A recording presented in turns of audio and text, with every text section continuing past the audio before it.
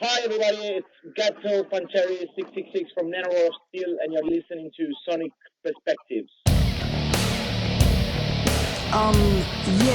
Yeah, they're good, but they're nothing like Dream Theater. Oh, really? Do you know how Dream Theater make their sophisticated music? No. Well, it's easy. They just scratch a MANOWAR CD with a screwdriver drawing a large cock, and then it's done. That's impossible. Prove it to me. Here it comes.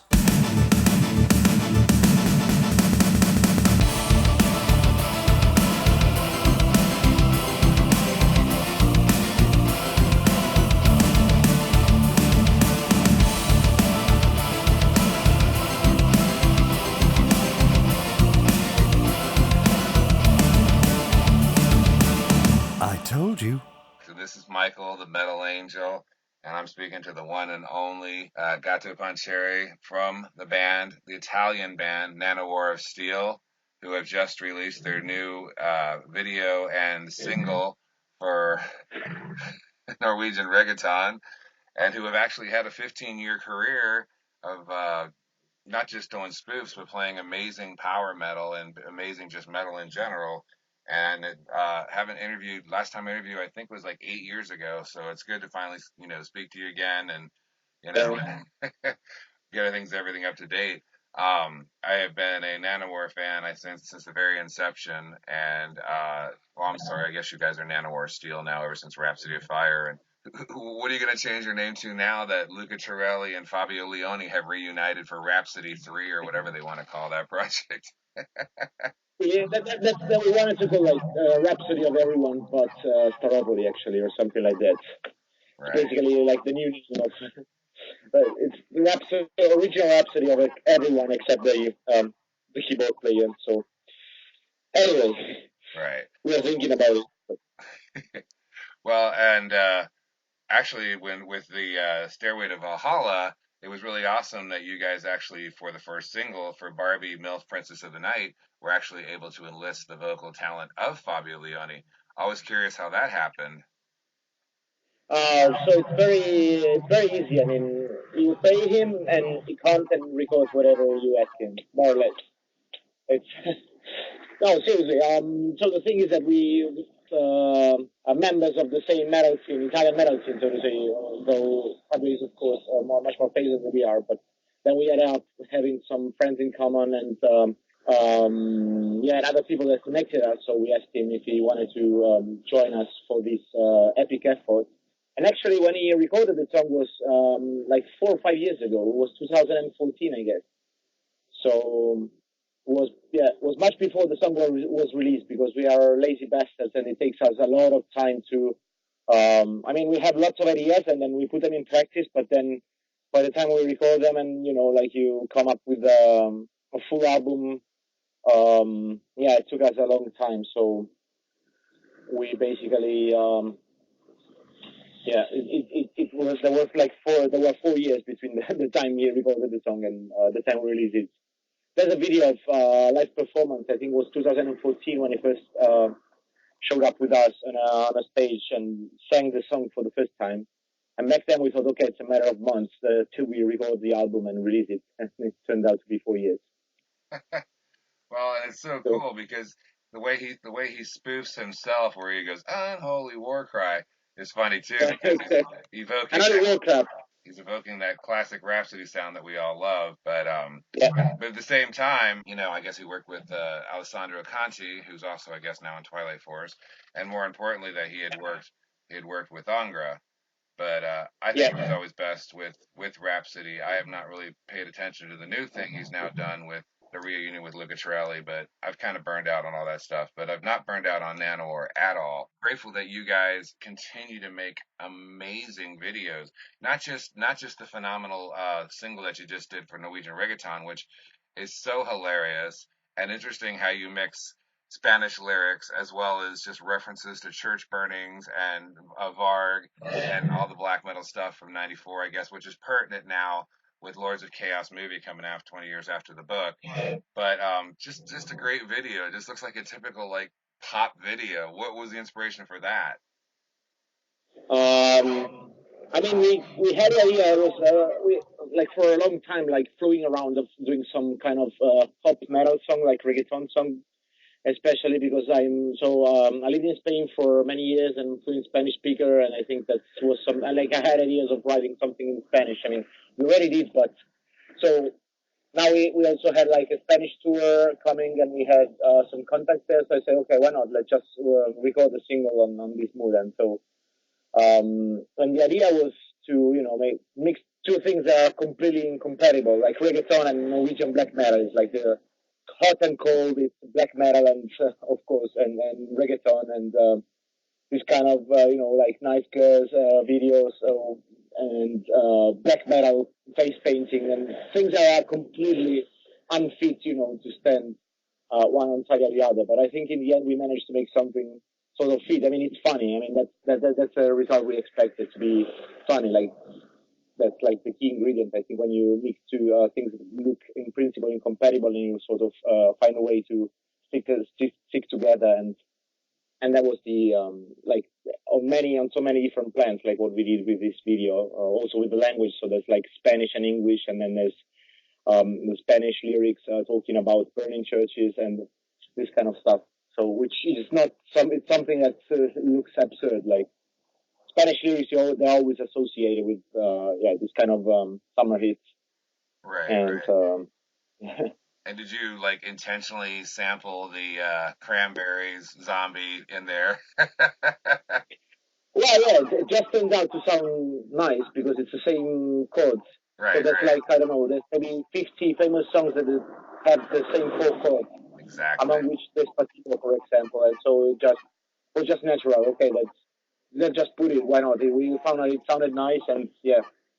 Now, besides being an astrophysicist, when you're not doing the NANOWAR of STEEL stuff, are you multilingual? Because clearly you speak Spanish because you live in Spain. Yeah. But obviously you speak Italian. But obviously speak English.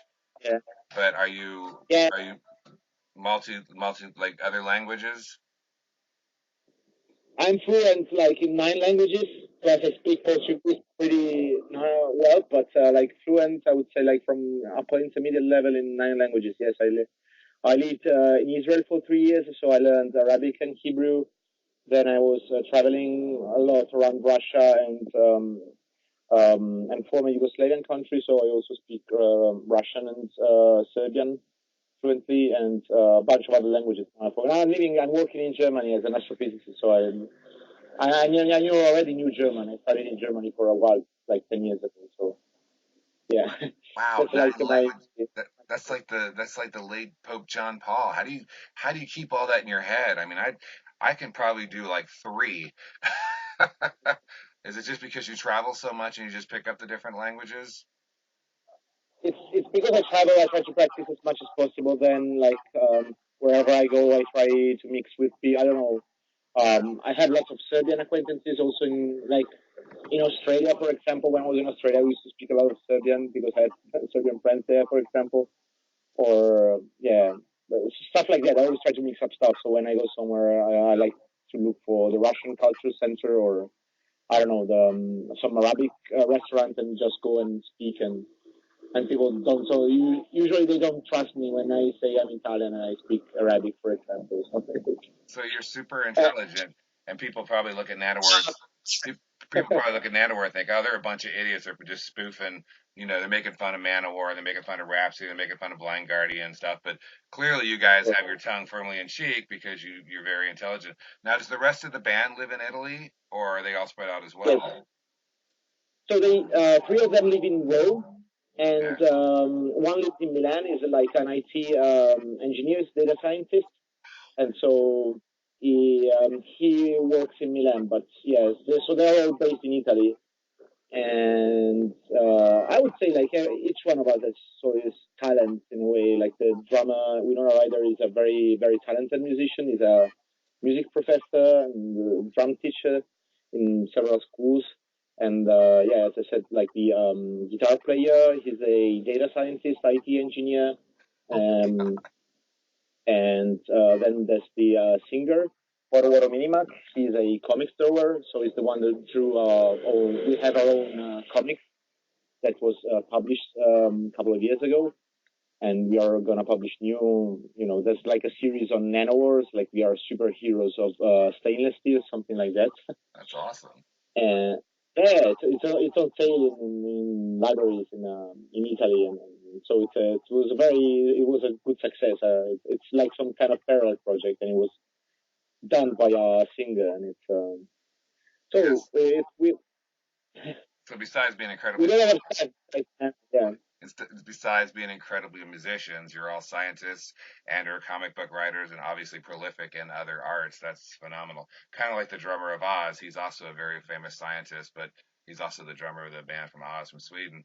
Um, yeah, I just find that just so incredible. And then it was interesting. I was watching the Darwin Awards the other day, and the star was Winona Ryder.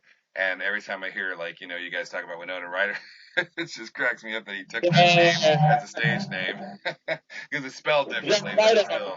Exactly, spelled in Italian way, and just got it. I don't know. It sounded funny back then. Like most of our stage names were just randomly chosen at some point because we needed some stage names.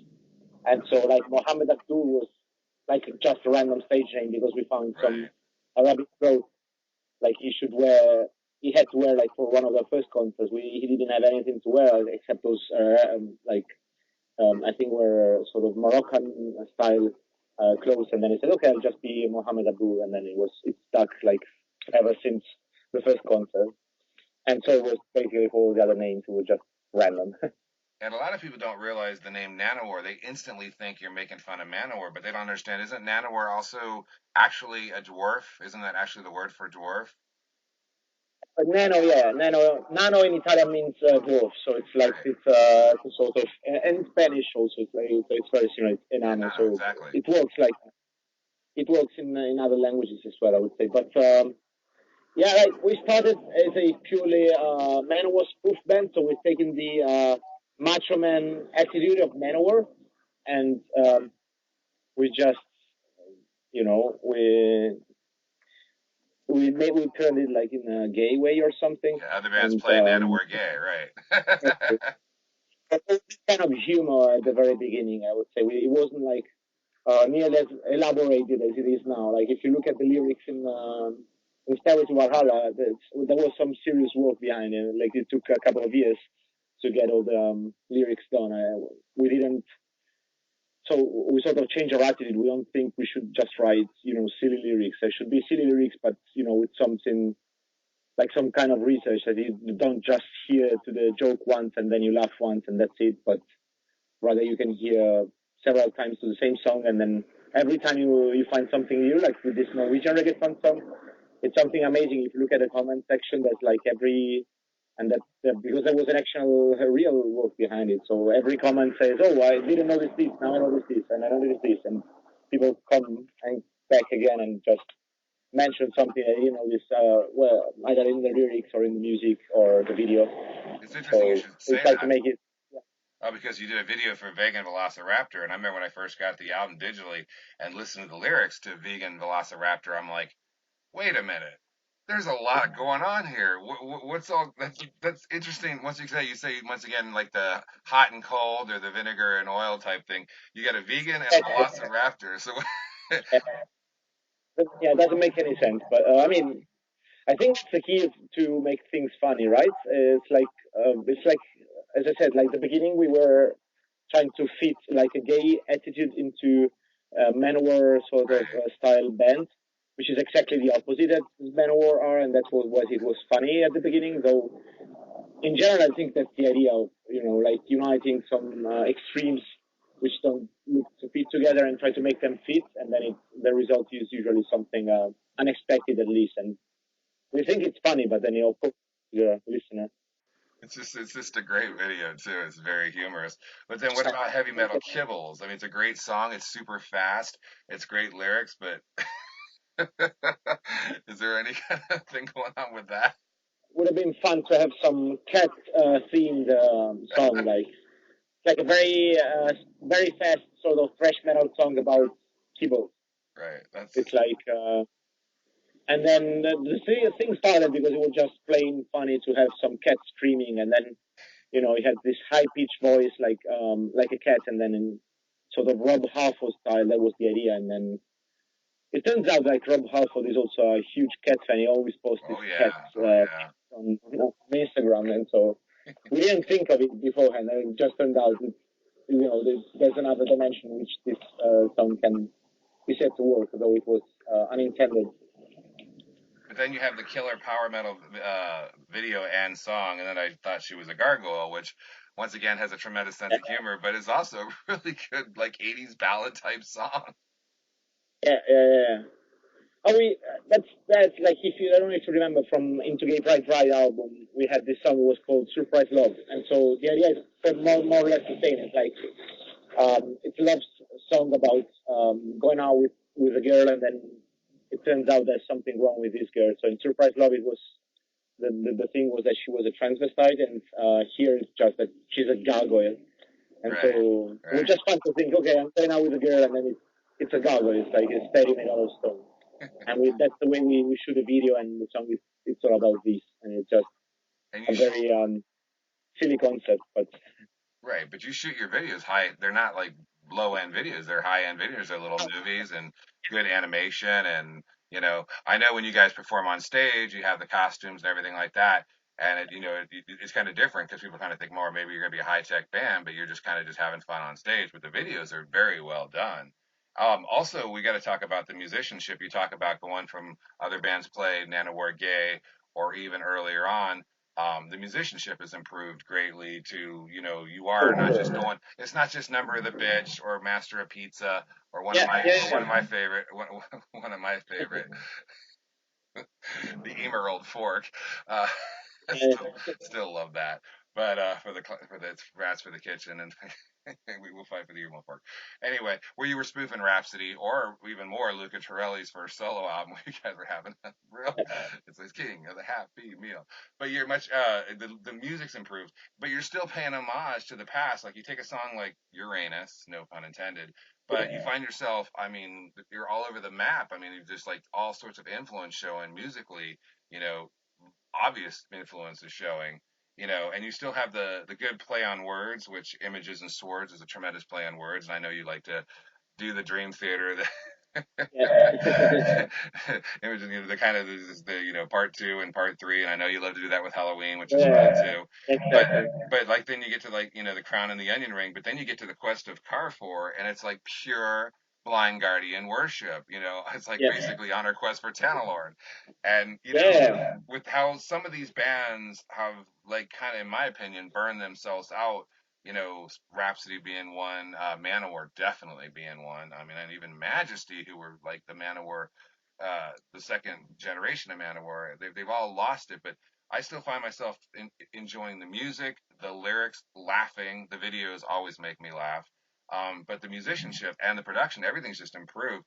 You mentioned in your email that you guys are on the verge or the cusp of maybe negotiating with a better label. Is that something? Yeah, yes. I don't know if I'm allowed to say that, but because so we basically negotiated that, but we already got a deal struck with one of the largest metal labels. So, and we are very, very happy about it. And it's the first time for us because we never.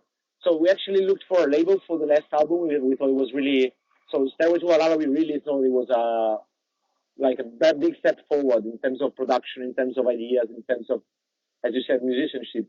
And we spent so much time on it. Like if you think we spent 8 years after the first, after the second full-length album, which was Into Gay Pride Right. Then in between we had a Night at the Opera and the Turmentone album, but they were there were not so much new stuff in them. It was like sort of a compilation of re-recordings of classic stuff, like the sword of the sword of the sword of the sword of the power. Yeah, no, exactly. Right. Yeah, in Russian we did that. Sort of those kind of things which were not. So we didn't think as a full album, and this was the first full-length album of unreleased songs, and it was the first one we did in 8 years, and we really worked a lot on it, on every single aspect. As I said, like it took us. If you think that the first song that we worked for it was this Barbie Milk Princess of the Twilight, which we recorded in 2014 with Fabio.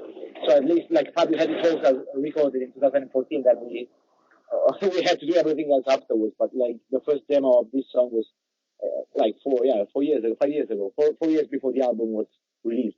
Wow. So it took us basically 4 years to write it, and But I mean, first of all, is that as I said, we all have like our daytime jobs, so we cannot really dedicate ourselves full time to NANOWAR.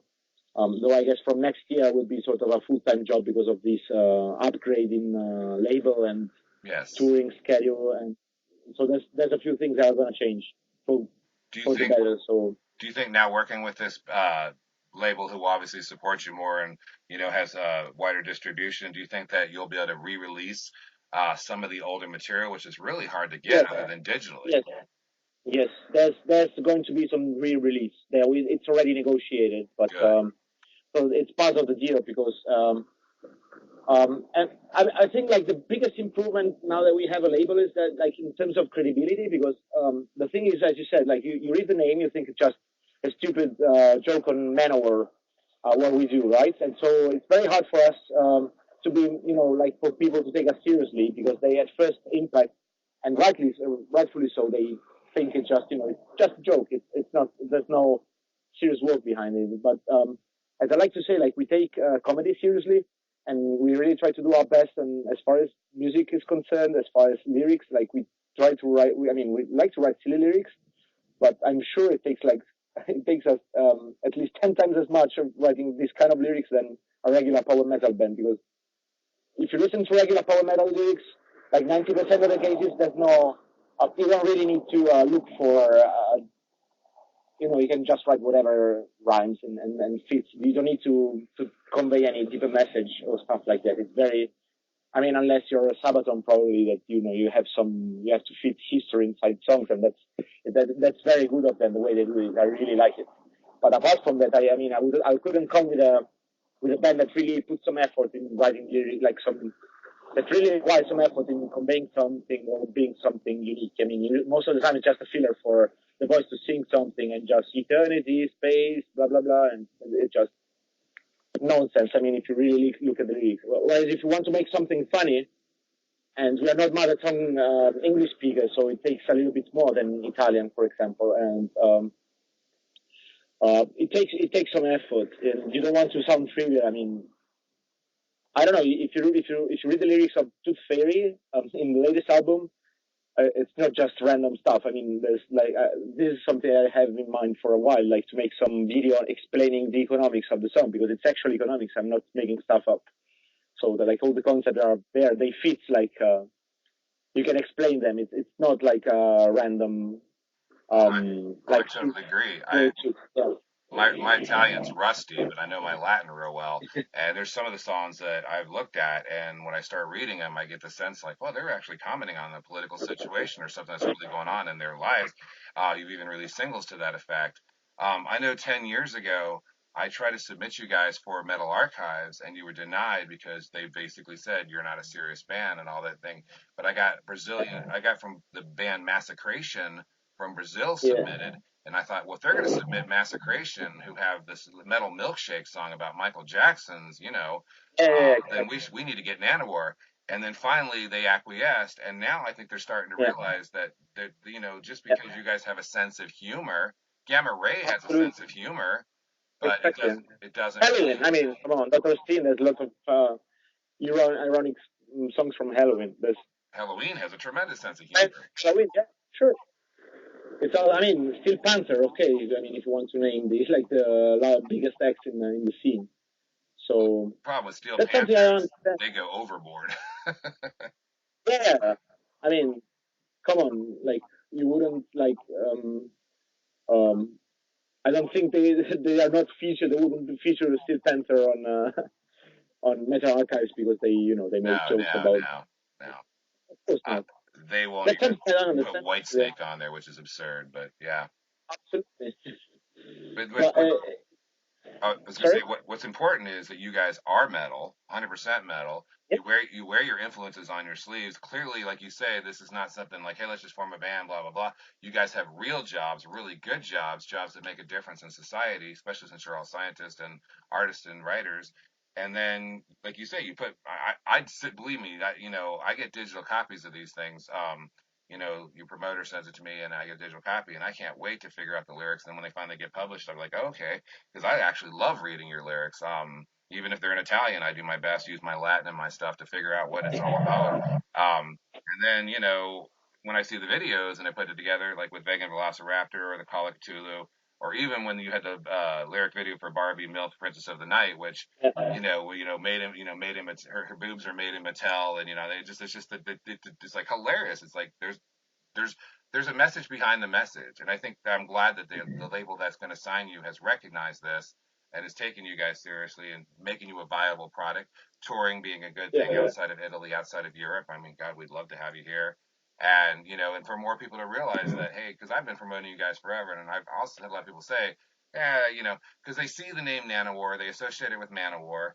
Then they say, oh, they changed their name to NANOWAR of Steel because Rhapsody of Fire is one big joke. I'm like, yeah, they did, but it's still a great name. I'll always call you NANOWAR. And with all the politics going on with MANOWAR, I really don't care about them anymore. I kind of think they've lost what they once, like you said, the whole idea that on the cover of In a Glory Ride, they look like a bunch of barbarians, but there's a very, epicene kind of almost feminine aspect about that. But then you listen to songs like Gloves of Metal and, they like, oh, no, these guys are metal all the way, and they just like a bunch of idiots. Yeah. So I think that's great that you guys now have a character. Like you say, your vocalist has now got the NANOWAR that he's going to make a graphic novel comic book series for. That'll be great too. I mean, as I said, we already have a graphic novel out. In Italian, we want to make some. Yeah, it's already out since 3 years ago. And that's why it was like a series. There were 3 numbers that came out of it, and it was less sort of a superhero novel, like with us being the superheroes guiding another something like that. But it was very Italian specific, in the sense that all the comedy and the jokes there tailored for the Italian public, in the sense that there are lots of cultural references and language references. But the next step would be to make something more international in a way that, I don't know, doesn't need to be like especially this, but say like the Vegan Velociraptor story. So something like this, and taking our irony and putting it into a graphic novel, and then making it work for as another product, as for made in NANOWAR of Steel.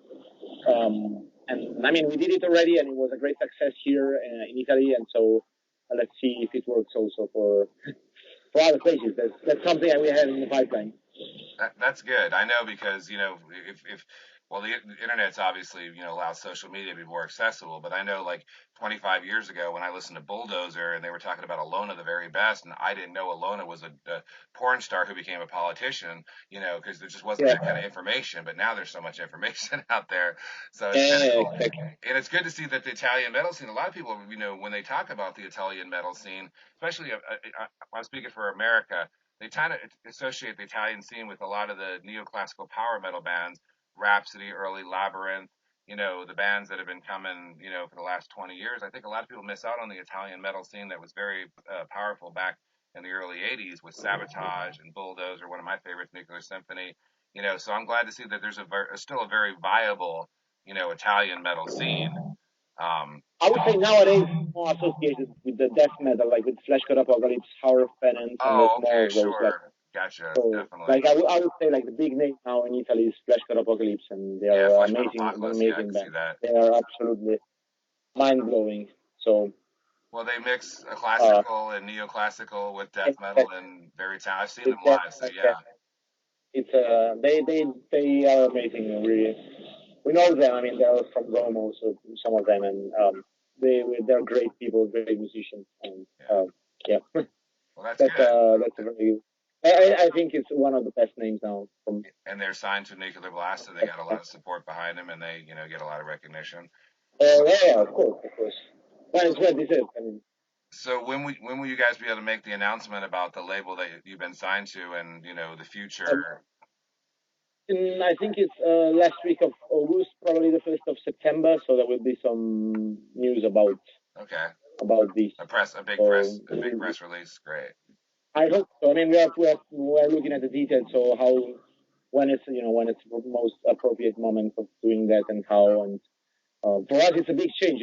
Like we have some kind of underground. So in Italy we're sort of, I wouldn't say like mainstream, but we are big acts. So we play in larger festivals, and we got a lot of support. Like outside it's we're still part of an underground metal band. Though we have some like We have Fender, and we've been like an independent band for 15 years, so it's a huge change, like being signed to a label after 15 years, self-production and so on. It's a huge change. I think and it's for the better, because once you get some recognition from an important label, I think also it will change people's perception about the band. It's not just a joke, it's like a joke that and then people are betting money on us.